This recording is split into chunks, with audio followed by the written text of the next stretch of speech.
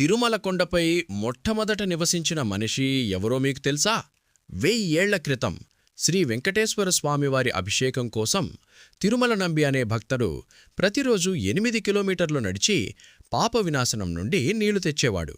ఒకరోజు ఆయన పవిత్ర జలాలతో వస్తుండగా స్వామివారు ఒక వేటగాడి రూపంలో వచ్చి, నాకు చాలా దాహంగా ఉంది, కొంచెం నీళ్ళిస్తావా అని అడిగాడు. దానికి నంబి, ఇవి నా స్వామివారి అభిషేకానికి తీసుకెళ్తున్న పవిత్ర జలాలు, నేనివ్వలేను అని సున్నితంగా చెప్పి ముందుకు కదిలాడు.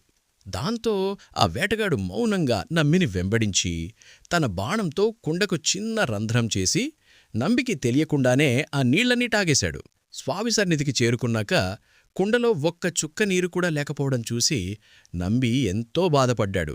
అతడి బాధను చూసిన ఆ వేటగాడు పక్కనే ఉన్న కొండపైకి బాణం సంధించాడు. అందులోంచి ఒక అద్భుతమైన జలపాతం ఉద్భవించింది. ఇకపై నీ స్వామి అభిషేకానికి ఇక్కడ్నుండే నీళ్లు తెచ్చుకో అని చెప్పి ఆ వేటగాడు మాయమయ్యాడు.